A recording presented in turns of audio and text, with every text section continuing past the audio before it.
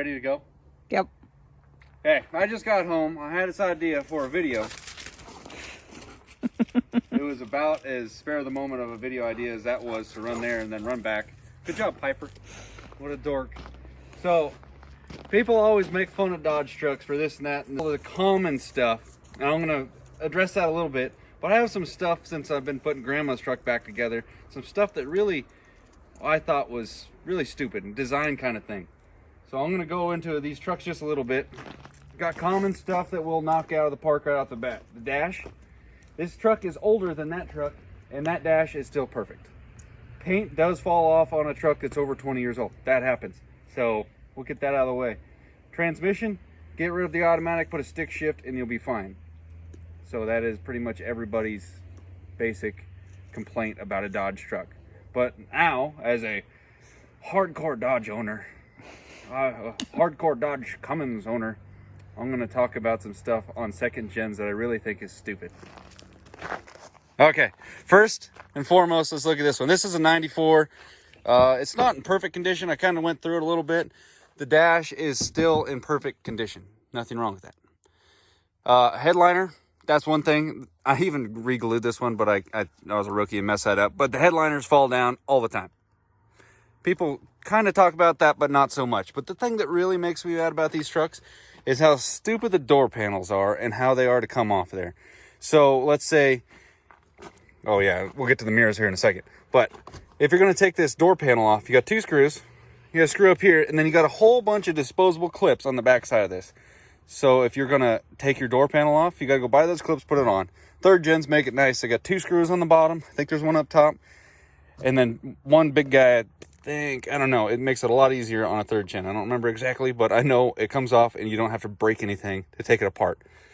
These stupid switches, they always go out.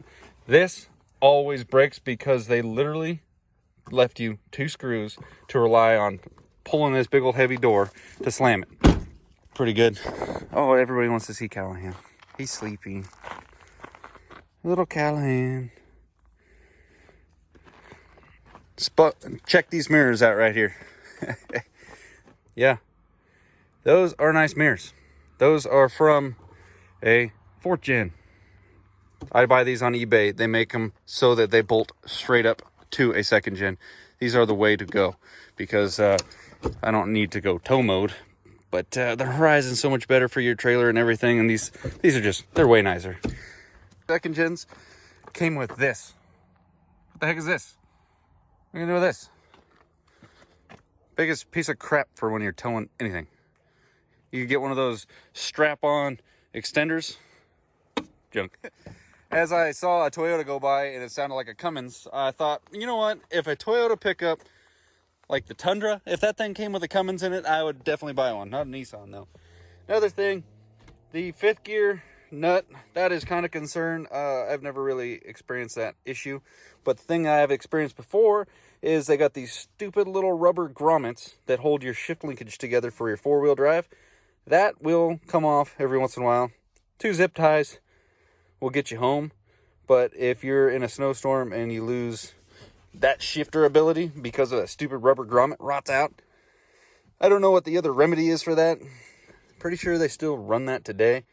But that is a big concern. Next one is, mind you, now this is a rare truck because the cup holder, oh, never mind, this one's missing a screw.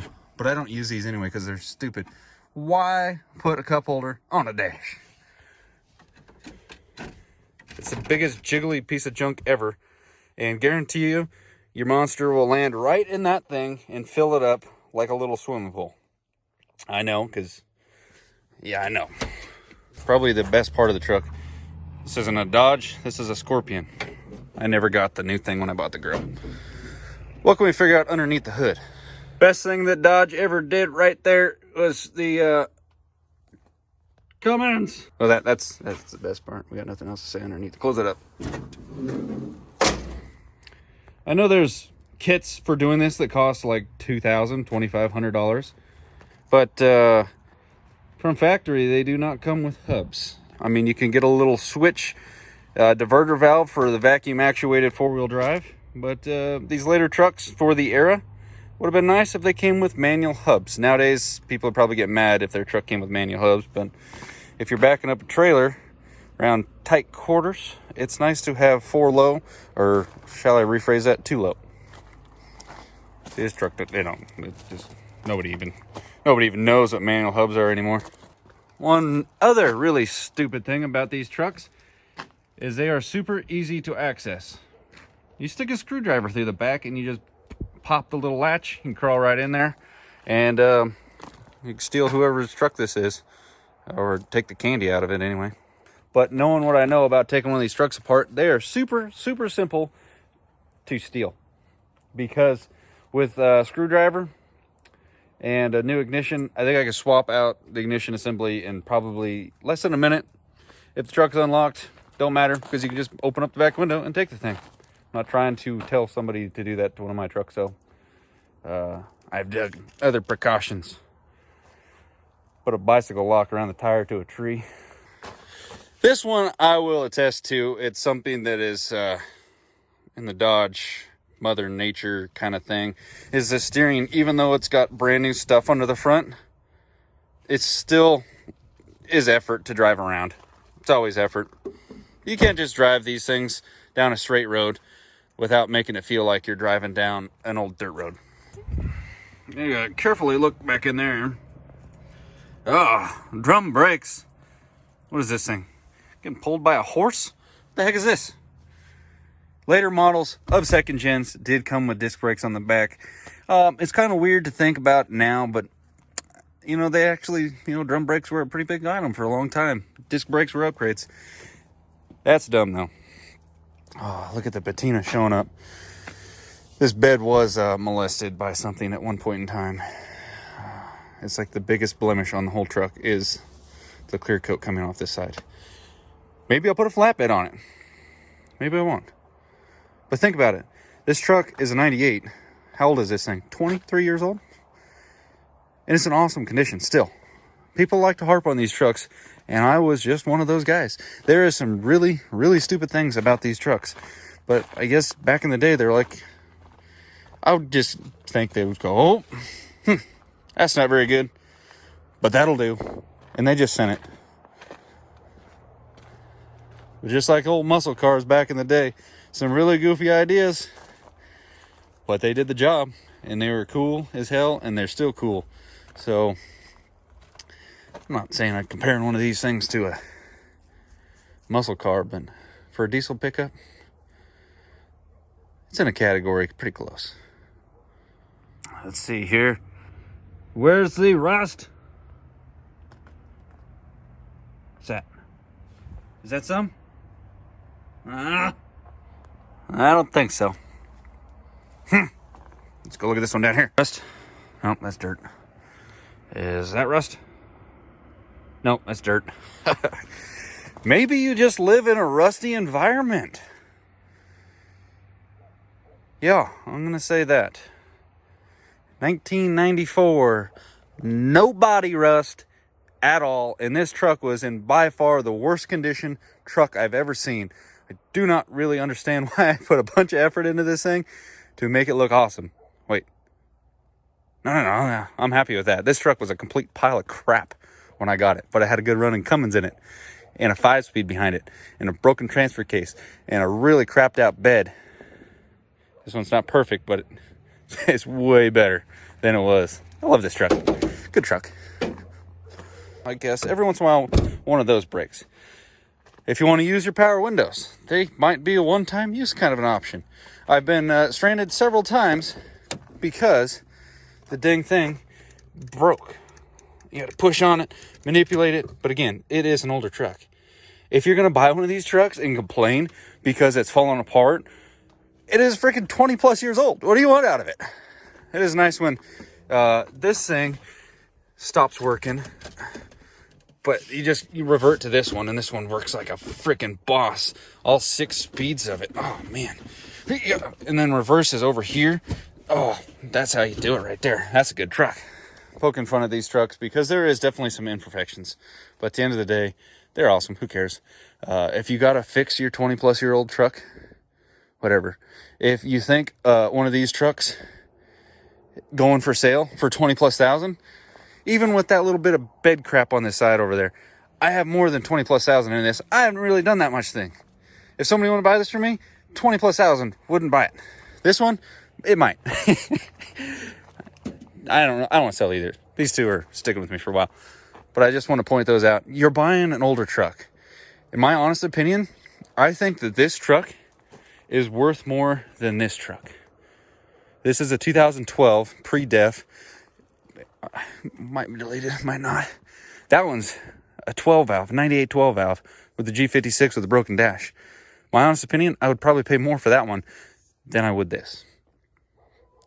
I think those trucks are holding their value a lot better than these, or these ones just haven't reached a spot where their value is coming back. I know those videos are kind of, maybe possibly a little bit boring, but it's kind of a topic that I've kind of been wanting to express for a little while now. And in one other note, I always thought lanyards were kind of dumb.